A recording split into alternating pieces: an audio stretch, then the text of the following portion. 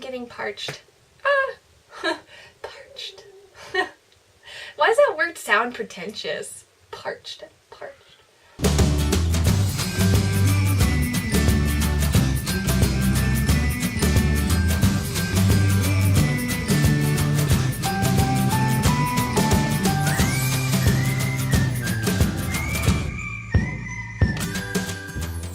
Hello and welcome to Mandobug Crafts, episode 92. What's up, everybody? I'm Amanda, also known as Mandobug, pretty much everywhere on the website.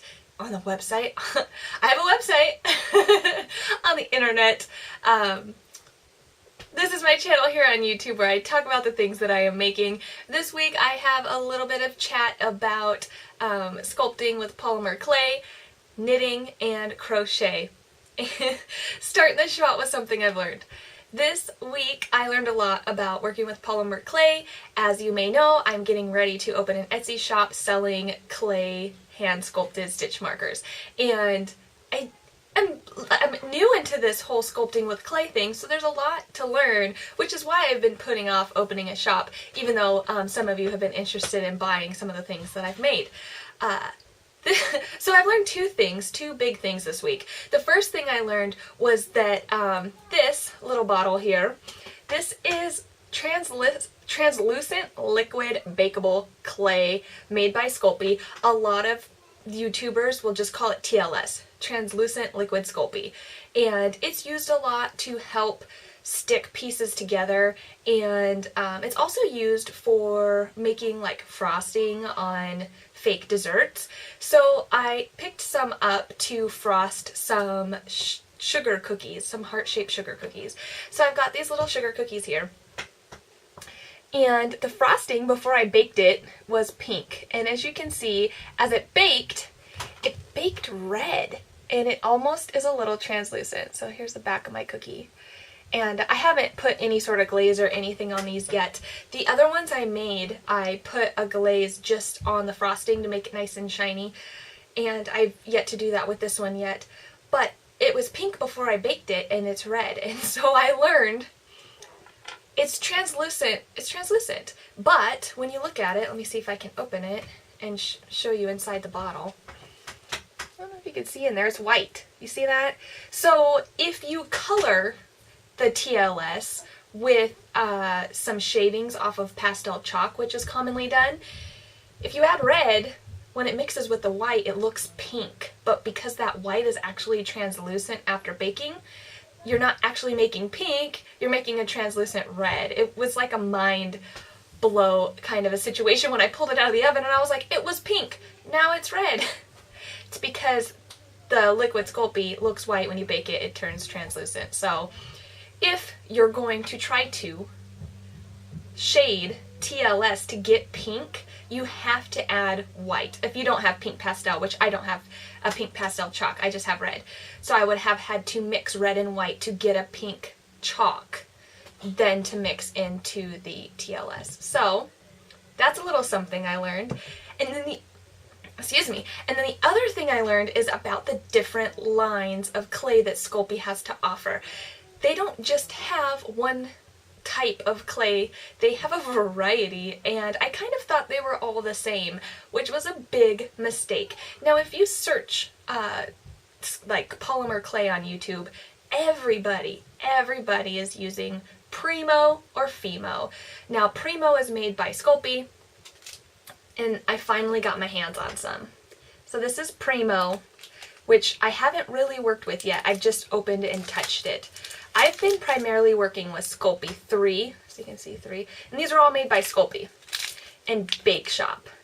So Bake Shop I can get at Walmart. Sculpey 3 I can get at my local craft store, which is Ben Franklin. And then Primo I found at Michael's. Now they're all within $1 to $3, right? So the Bake Shop I think was like $1. The Sculpey 3 was like $1.99, and the Primo was $2.75 or $2.79, I don't remember. So they're not, it's not like Primo is much more expensive than the others, just, you know, by like $1. And there is such a difference when you work with it. Now, the Bake Shop and Sculpey 3 are really similar. I haven't noticed much of a difference between the two. The bake times are even the same. The Primo is completely different, and the bake time is twice as long. So the bake shop and the Sculpey 3, if you go to Sculpey's website, it will show you that it's more marketed towards kids and beginner sculptors, and that's because it's so much softer. It is so soft and easy to work with. It does require a little bit of conditioning, but it's just, it doesn't hold its shape very well. It's easy to manipulate, which is good when you're starting out and you're still learning kind of how to sculpt. But once you start to gain some skills, you lose out on that fine detail. And with stitch markers, they're really small. And I was getting frustrated that I was having a hard time not squishing my piece because it's so small and delicate. And I, would watch all of these videos and learn tips and tricks. And I'm like, how are they doing that? I can't do that. And so I happened upon the Primo at Michael's, and I was like, I'm just going to get a few packages and see. So that was just yesterday. So I've only opened a package and conditioned it, which it takes a lot more work to condition the Primo than the others because it's much firmer. It's also spongier. It kind of has like a bounce back to it, and it's also lighter. So I found all of that to be very interesting, and I feel like once I start sculpting with the Primo, I'm going to be able to get that detail in the small pieces that I've been attempting to do. So I'm very excited, and I thought maybe if you were interested, you might want to know these things because I had no idea. Yeah, very, very interesting. But I'm having so much fun making stitch markers. So I have made some more stitch markers. I've got some more flowers that I made up. I've got blue ones, and these are made with the Sculpey 3. So like I said, once I try to recreate these with the Primo, I think they're going to be even more detailed and look even better. Although these aren't that bad. So I've got some blue, some purple, and then I also, I've got the white. I told you guys last week I accidentally made a bunch of translucent ones. Well, I made sure to separate my translucent clay from my white clay, and now I have white flowers that look like little daisies. I think they're really cute. I've been testing, I made a couple orange ones too. I've been testing the orange ones out, and I really like them. I'm focusing my designs on flat.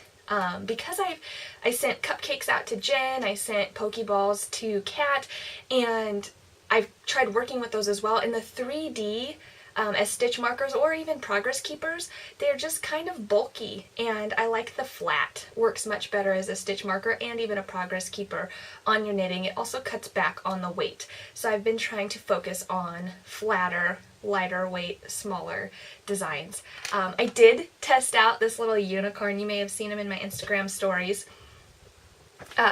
It's very, very rough draft unicorn, and his horn, her horn, whatever, actually broke off. And so that was a little disappointing, but this was just my rough draft. He's very rough around the edges, and that was another reason that drove me to be like, I need to try the Primo, because I know for a fact the Primo, I will get the sculpt that I want with this, because it's not going to squish as easily as the softer clays. And I've also read that it's the strongest clay, so I have a feeling, I've been breaking all my charms. If you guys have been following me, I keep breaking things off my charms. I broke an antler off my reindeer, I broke the straw and peppermint candy canes off the Frappuccino thing I made, and now I've broken the horn off my unicorn, and I'm not being that rough. It's just fragile. So I'm thinking the Primo's gonna hold up better as well. And, definitely after that UV glaze gets on there, it's really gonna be durable. So, yeah, I've just been making more stitch markers. I'm trying to get ready for shop opening. Like I said, I'm hoping to run a really nice special when I open, so I'm hoping to have a variety of designs and a decent stock. So I am thinking at least another 2 weeks out.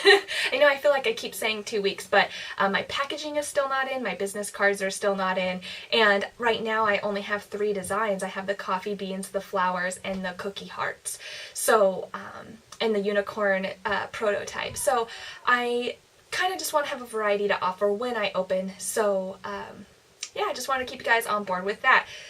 So finished objects, I don't have any this week. Moving on to works in progress, I have been making this hat. I have 2 commissioned hats that I'm working on. Well, I've just started one, but they're for the same hat and they're commissions. So this is I think it's called the Baba hat. So the original is the bobble hat, but this one has a chart that's added with 2 little border collies in it, which is super cute. The original has one colored border collie and a black border collie, but I ended up just doing both black because it's easier with the color work.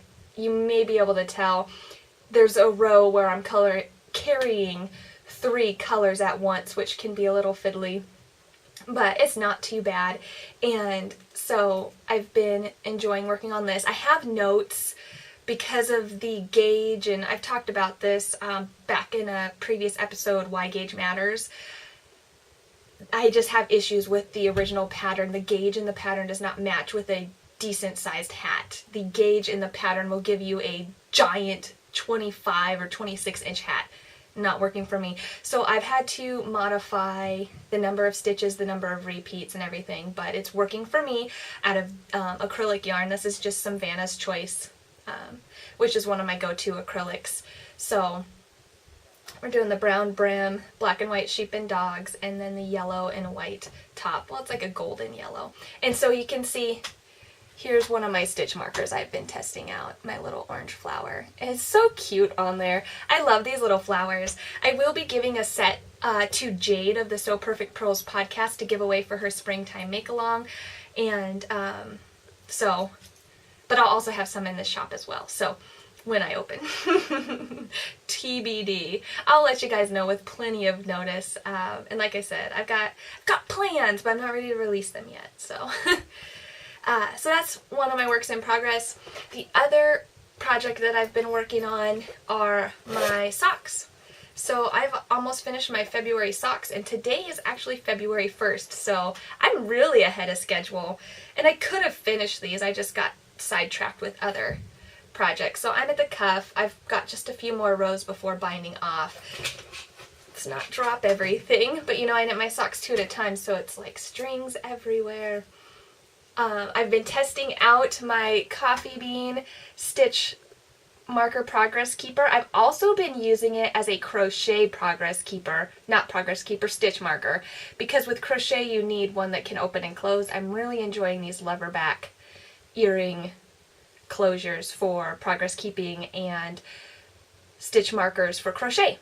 So I'm loving it, loving the size, loving the weight. And then this yarn is Trekking Sport for the toes, heels, and cuff. I did a Fish Lips Kiss heel again and a 1x1 twisted rib cuff.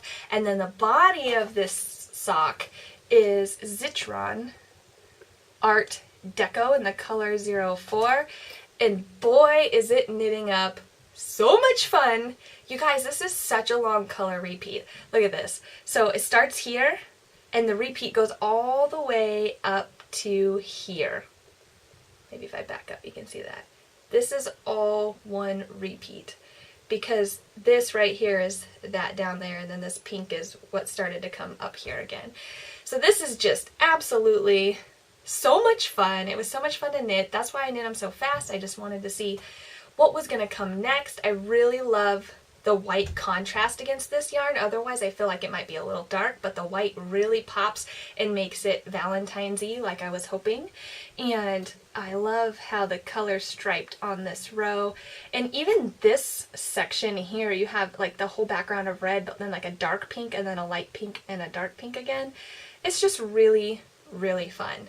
So I'm excited to bind off soon and have some Valentine socks. Now these are 52 stitch socks, and I was in a VKN and we were talking about gauge, and I'm getting 7.5 stitches to the inch on these socks, and that is just so loose. The socks that I was actually wearing on my feet at the time that I was talking about these were 10 stitches to the inch, and I really liked the way they fit, and I really liked how tight they were. So I need to get back to 10 stitches to the inch. So my next pair of socks, I'm actually going to drop down to 000s, and I'm going to go up stitch count because once you go down, if I try to do 52 stitch socks again, they're going to be too small. But so I'm going to go down 2 needle sizes, up in stitch count, which will give me same size socks but at a tighter gauge. I'm thinking 000s 60 stitch sock.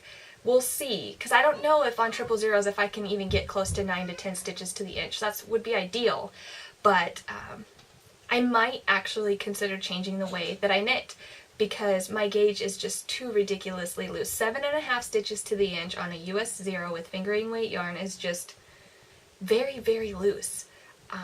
I didn't used to be this loose of a knitter, but maybe my hands are just, they don't like the cold weather for sure. My hands, they'll start to hurt in the cold. Even if I'm like not knitting, like doing nothing, my joints just hurt when it's really cold outside. So it may be that I have a really loose hold on my yarn in the winter because my hands don't like the cold. But I don't know. We'll see.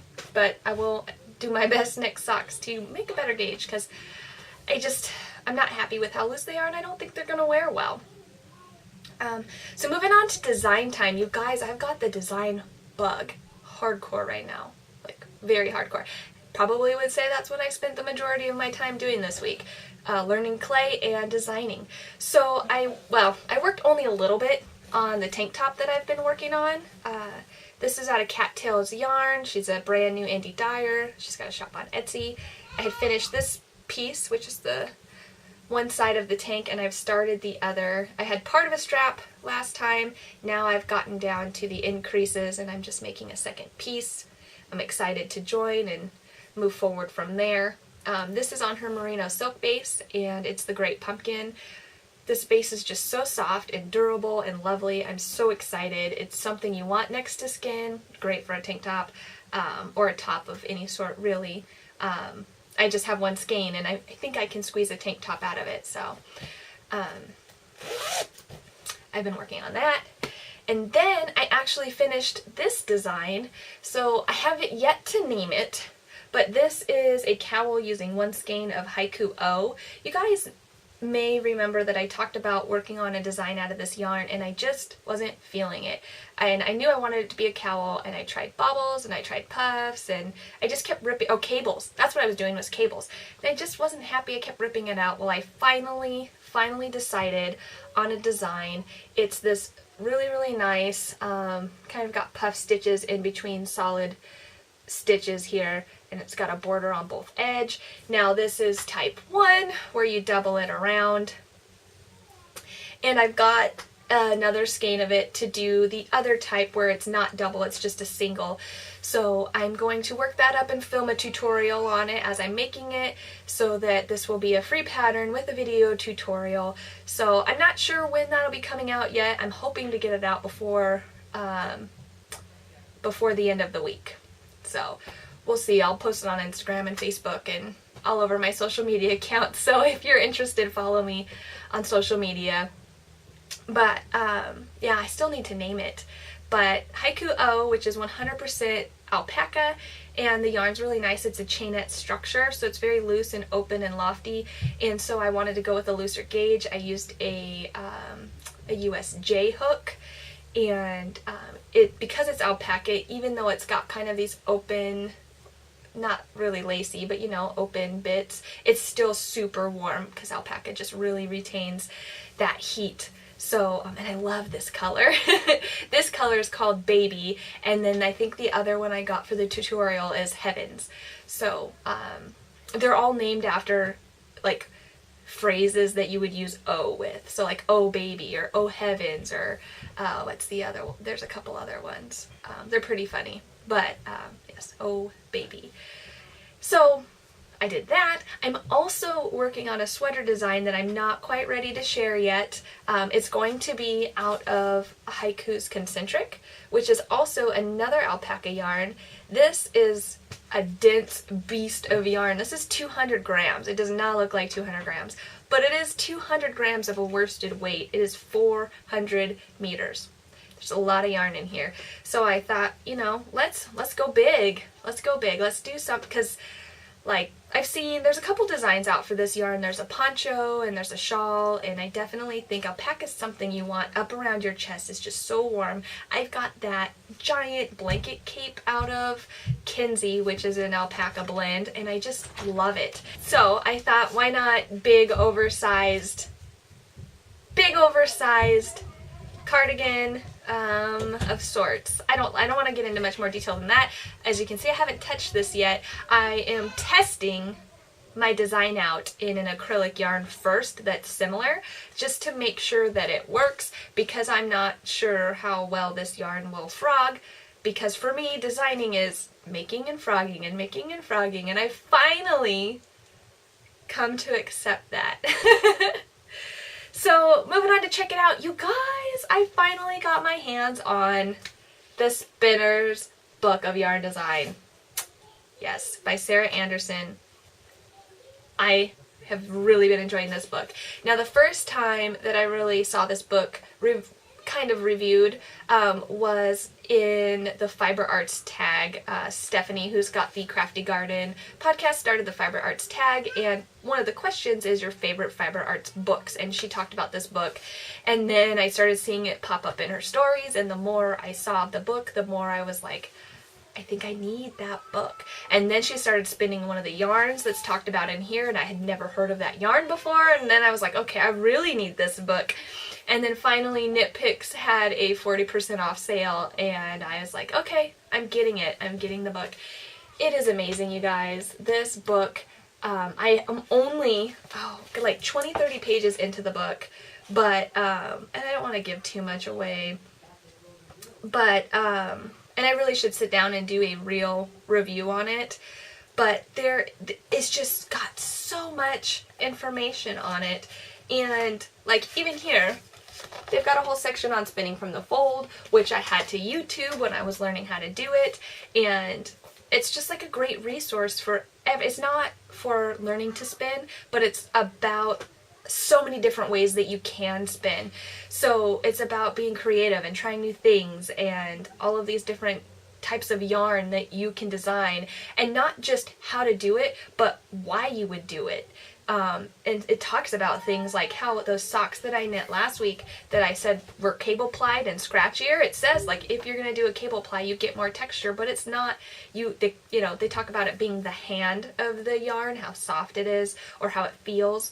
A cable ply gives a rougher hand to the yarn just because of the way you plied it, not so much about the base of the fiber. So much information in here, and I can't wait to keep diving deeper into it and start using it to inspire my Year of the Mini Skein that I'm participating in.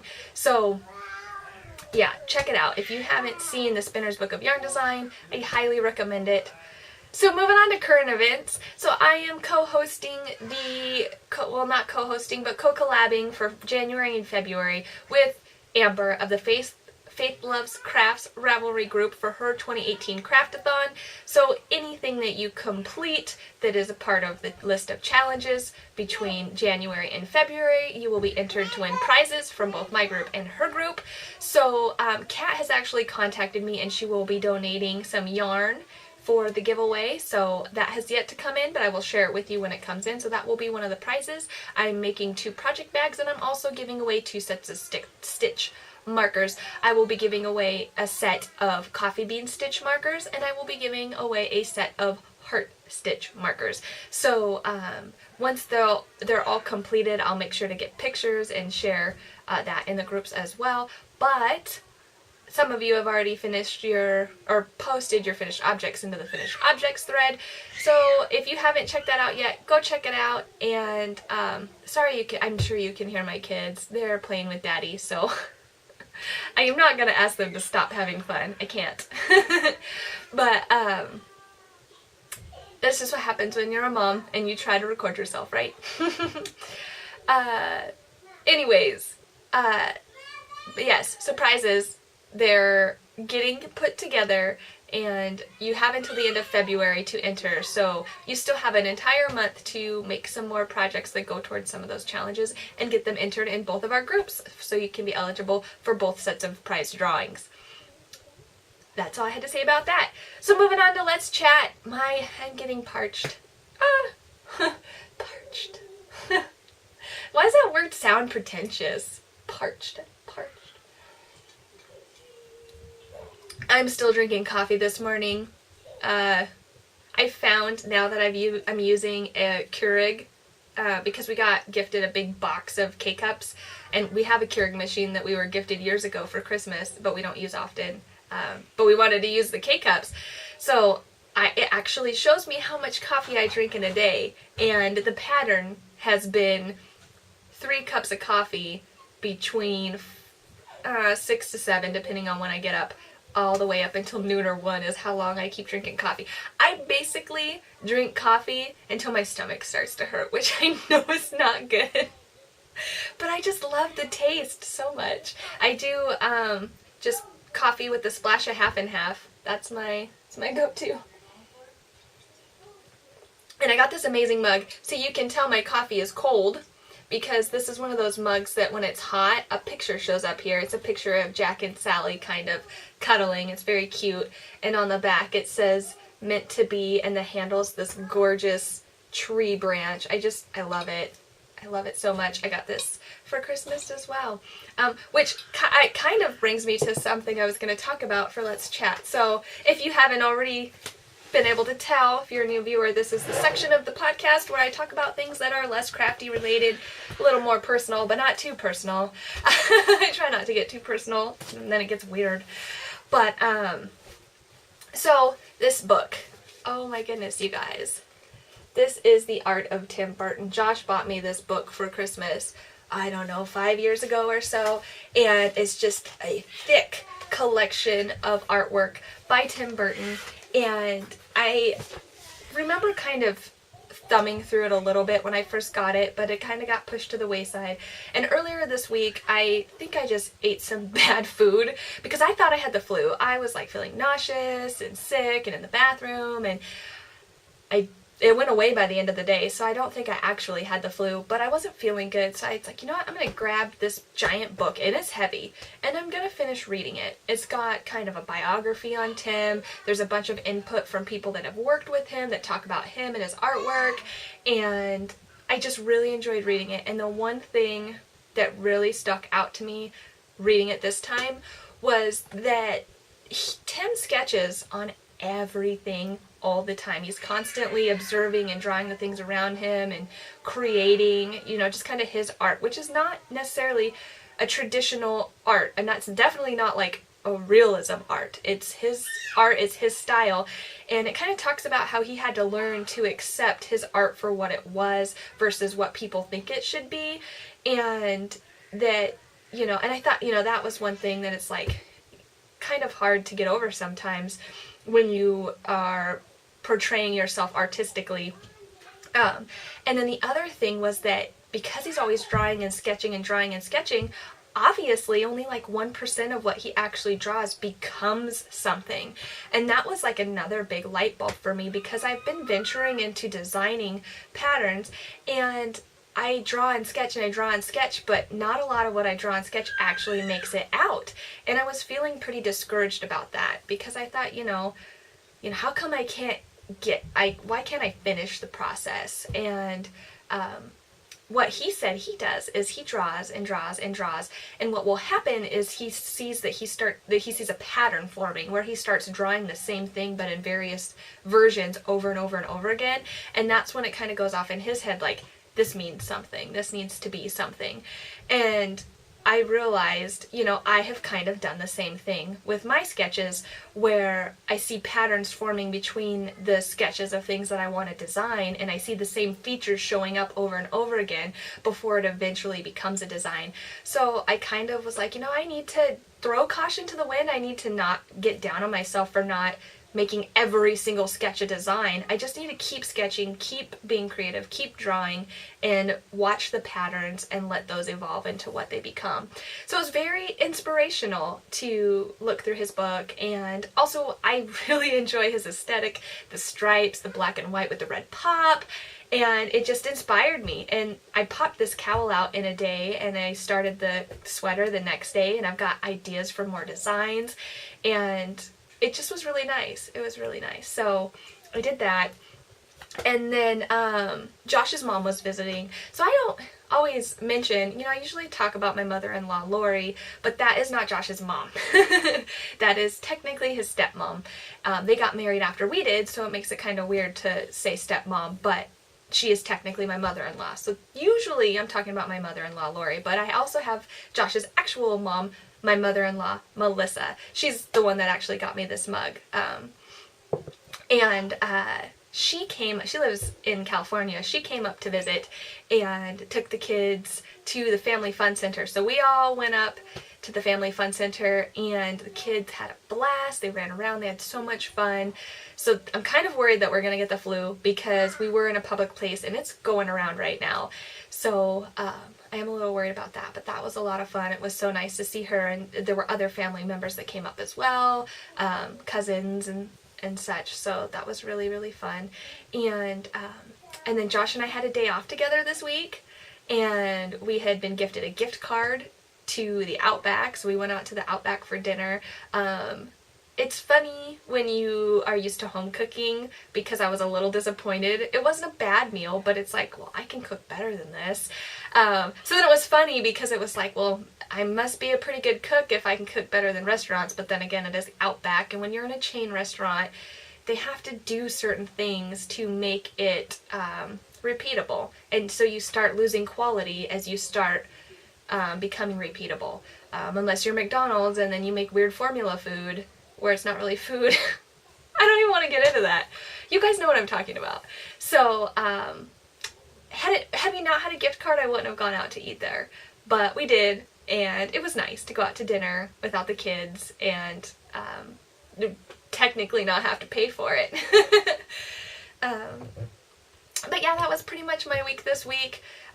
So I will be, after I get done with this, I will be recording a tutorial for this cowl. I've got another tutorial coming up on some tassels and another cardigan pattern I'm working on, and as well as working on opening up my stitch marker shop. So I'm a busy bee, as well as my commissioned hats, as well as I've got people saving fur for hand spun fur. So I'm a busy bee, but I'm going to make an effort to keep getting on here, keep talking to you guys, sharing what I learned, because I love learning, I love sharing, and I hope that this inspires you. That's my ultimate goal. I want you guys to be inspired to try something new, do something outside of your comfort zone, get crafty, and have fun.